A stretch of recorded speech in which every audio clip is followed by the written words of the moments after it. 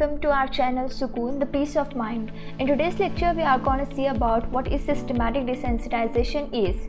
So let's start the video. Systematic desensitization, also known as graduated exposure therapy, is a type of behavior therapy used in the field of psychology, which was formulated by Joseph Wolf in 1958. So basically systematic desensitisation को हम graduated exposure therapy भी बोलते हैं और ये एक type है, किसका टाइप है, बिहेवियर थेरेपी का, और बहुत ज़्यादा यूज़ किया जाता है साइकोलॉजिकल फील्ड में, यूज़ करते हैं बहुत ज़्यादा साइकोलॉजिस्ट। और इसको डेवलप किया था जोसेफ वोल्फ ने 1958 में। अब इन्होंने क्यों डेवलप किया था, इसका एम क्या था? To help effectively overcome anxiety disorder, PTSD, which is post-traumatic stress disorder, phobias and fear of things like snake or disorder. Those people who is suffering from anxiety disorder, जो भी लोग हैं वो सफ़र कर रहे हैं anxiety disorder से, PTSD से, fear से, उन लोगों को हेल्प करने के लिए हम जो है तो ये थेरेपी देते हैं। साइकोलॉजिस्ट और थेरेपिस्ट ये थेरेपी प्रोवाइड करता है पेशेंट को। Okay, so basically the aim of this therapy is to change the way you respond to object, people or situation that trigger feeling of fear and anxiety. एम क्या है इस therapy का? जो patient है हमारा, वो किसी भी ऑब्जेक्ट को लेके या फिर लोगों को लेके या फिर किसी भी सिचुएशन में किसी एक ऑब्जेक्ट को लेके, फॉर एग्जांपल उसको अगर कोई पेशेंट है उसको फियर है, वो एंशियस फील करता है किसी स्पाइडर को या लिजार्ड को देख के, तो उस जो एंशियसनेस और जो फियर उसको फील हो रहा है उस वक्त, तो उस फीलिंग को हमें निकालने के लिए, रिप्लेस करने के लिए हम ये थेरेपी यूज़ करते हैं। Okay, so you will learn coping tools to help you stay relax and calm. हम ये थेरेपी यूज़ करते हैं ताकि हम जो तो पेशेंट को उस सिचुएशन को हैंडल करना सिखाए और रिलैक्स और काम होना सिखाए कोई भी ऐसी ट्रिगरिंग सिचुएशन में। So systematic desensitisation is basically a technique of reducing anxiety. ये कौन सी टेक्निक है, किस लिए यूज़ होती है? हमारी जो एंजाइटी रहती है उसको कम करने के लिए, which is based on the clear rule that one can not be both anxious and relax at the same time. अब जोसेफ वोल्फ ने क्या बोला है कि हम ये थेरेपी क्यों देते हैं पर्सन को रिलैक्स करने के लिए जब भी वो किसी एंजाइटी वाली सिचुएशन में रहता है। तो उन्होंने ये कहा कि एक ही पर्सन एक ही वक्त पे एंशियस और रिलैक्स नहीं हो सकता। सो ये थेरी इसी प्रिंसिपल पे बेस्ड है। It is based on the principle of counter conditioning, और ये तो काउंटर कंडीशनिंग प्रिंसिपल पे भी बेस्ड है जो कि इवान पावलोव ने दिया था। इन्होंने सो बेसिकली जोसेफ वोल्फ ने इसमें क्या कंडीशनिंग कर दिया है कि जो भी कोई एंशियस सिचुएशन रहेंगी उसके अंदर वो जो है तो उसको रिलैक्स करेगा। सो एंशियस सिचुएशन को इसने पैर कर दिया है कोई भी एक रिलैक्सिंग सिचुएशन से, रिलैक्सिंग ट्रेनिंग और थेरेपी के थ्रू। तो ये किस तरह से वर्क करता है, किस तरह से ये थेरेपी वर्क करती है, अभी हम वो देखेंगे। According to Wolf, systematic desensitisation therapy has 3 main step. इसके जो तो 3 मेन स्टेप्स हैं according to Wolf. First step is training in relaxation. First you will learn way to relax your muscles. इसमें हम क्या करेंगे, हम पेशेंट को सिखाएंगे कि अपने आप को किस तरह से रिलैक्स करना है कोई भी एक एंशियस सिचुएशन में। तो इसका प्रोसेस क्या है? In the first stage of the treatment, people with anxiety and fears are taught breathing exercise and muscle relaxation techniques. First stage में क्या करते हैं, जब ट्रीटमेंट के दौरान हम जो पेशेंट है उसको एंजाइटी और फियर से डील करना सिखाते हैं, किस तरह से ब्रीथिंग एक्सरसाइज सिखाते हैं उनको, और उनको मसल रिलैक्सेशन टेक्निक सिखाते हैं।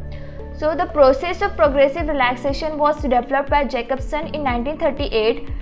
Basically, it involves tensing and relaxing muscle group including arm, face, neck, shoulder, chest, stomach and legs to achieve deeper and deeper level of relaxation. Wolf use करते थे relaxation technique अपने patient के ऊपर, तो वो बहुत ज़्यादा यूज़ करते थे Jacobson progressive muscle relaxation technique. इसके अंदर द मेन एम था इस रिलैक्सेशन टेक्निक का कि जो पेशेंट है उसने अपने मसल को टेंस करना और रिलैक्स करना, और जब वो अपने मसल को टेंस करता है वो टेंशन फील करना उसने अपने मसल्स में, और उसको उसके बाद जो तो रिलैक्सेशन फील हो।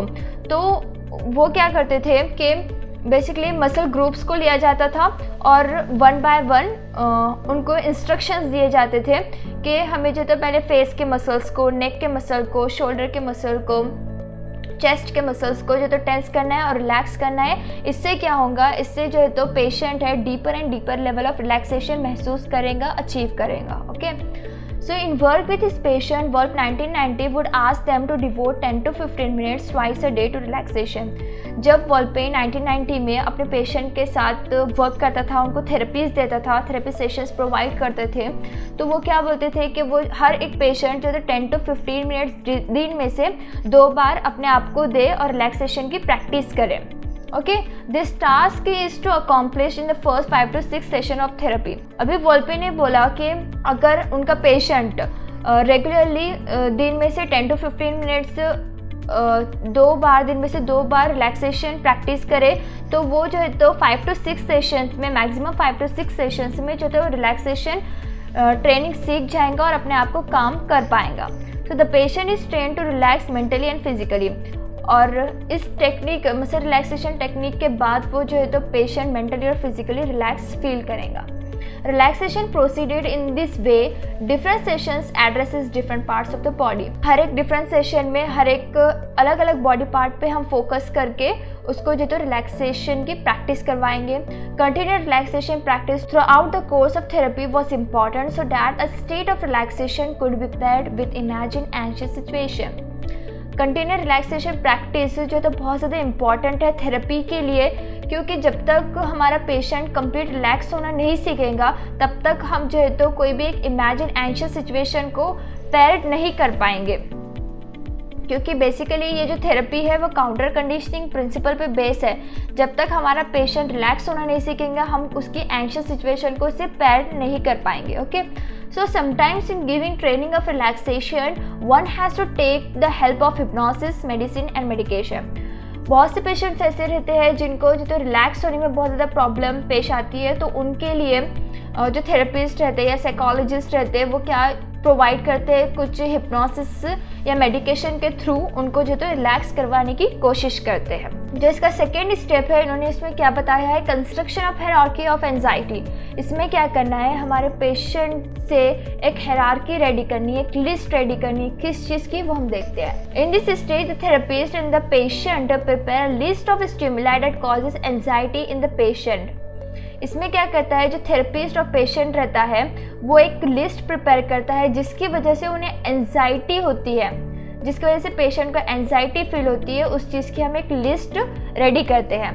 Place the least worrying stimulus at the bottom and the most worrying stimulus or situation above it, and so on successively one after the another to generate the most worrying anxiety। इसके अंदर क्या करते हैं, सबसे पहले हमने एक list बना दी जिससे पेशेंट को एंजाइटी फील होती है, राइट। लेकिन अभी हमें क्या करना है, ऐसे स्टिमुलस लेने हैं, ऐसे सिचुएशंस लेने हैं जो बहुत ज़्यादा एंजाइटी क्रिएट करती है, और ऐसे स्टिमुलस और सिचुएशंस लेने हैं जो बहुत कम या उससे कम एंजाइटी और वरिंग पैदा करती है पेशेंट को। ओके, तो इसकी एक हायरार्की बनानी है, इसकी एक लिस्ट बनानी है, टॉप टू बॉटम लेना है या बॉटम टू टॉप लेना है बेस्ड ऑन द थेरेपिस्ट कि वो किस तरह से लिस्ट प्रिपेयर करता है। ओके, हम यहाँ पे एक एग्जाम्पल के थ्रू इस सेकेंड स्टेप को समझने की कोशिश करेंगे। If a women become jealous and worried about her husband, एक वुमेन है जो कि जेलस होती है और चिंतित भी रहती है, किसके लिए, अपने हस्बैंड के लिए। So during the course of the conversation the therapist will make a list of different stimuli और situations in which the women is jealous. अभी यहाँ पे थेरेपिस्ट का क्या वर्क है, जब वो कॉन्वर्सेशन करेगा अपने क्लाइंट के साथ तो उनको जो तो एक लिस्ट रेडी करनी है ऐसे स्टिमुलाई और सिचुएशन की जो कि वुमेन को जेलस करती है और वरीड करती है। Okay, so it is possible that the wife में से डैट, ये पॉसिबल हायरार्की ऑफ एंजाइटी है किसकी, उसके वाइफ की। We are assuming that the wife may be say that she is most worried and jealous. वो बहुत ज़्यादा worried और जेलस कब होती है, when she sees her husband laughing and chatting with a beautiful girl. जब वो अपने हस्बैंड को देखती है किसी ब्यूटीफुल गर्ल के साथ बात करते हुए, हंसते हुए, तो उसको बहुत ज़्यादा क्या फील होती है, जेलसनेस और वरीड फील होता है। अब सेकेंड हायरार्की क्या बन रही है, it worries her less when she seize him conversing with lady in her office. अभी सेकेंड हायरार्की क्या बन रही है, वो लेस वरीड फील करती है जब वो अपने हस्बैंड को किसी और लेडी के साथ बात करते हुए देखती है उसके ऑफिस में, तो ये इसको लेस वरीड फील करवाता है। Third is least worries when she sees her husband gaze at a young woman. अभी उसे सबसे कम एंजाइटी और वरीड और जेलसनेस कब फील होती है जब अपने हस्बैंड को देखती है कि वो किसी और यंग वुमेन को देख रहा हो. ओके, ये उसको इतना ज़्यादा बॉदर नहीं करता. We list these 3 types of situation in order 1, 2 and 3 respectively, after which the process of desensitization started. अभी हमने क्या कर दिया, एक हायरार्की रेडी कर दी है. उसके बाद हम क्या करेंगे, एक सिचुएशन लेके पेशेंट को थेरेपी देना स्टार्ट करेंगे. सिस्टमैटिक डिसेंसिटाइजेशन जो कि हमारा थर्ड स्टेप है वो देना स्टार्ट करेंगे. Let's see third step is systematic desensitisation. The process of desensitisation is started only after both the appropriate stages.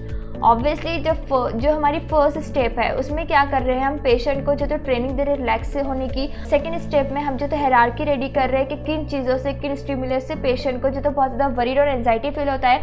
In this state the patient sits on a comfortable chair with his or her eyes closed and the therapist first describe a neutral situation. The patient is instructed to imagine these situations and also to keep themselves in a state of complete relaxation. क्या कर रहे हैं, third step में हम patient को सबसे पहले comfortable करवा रहे हैं. चेयर पे जो तो बैठने के लिए कहा जा रहा है उसको बोला जा रहा है, हम उनको इंस्ट्रक्शंस दे रहे हैं कि अपने आईज को क्लोज करें.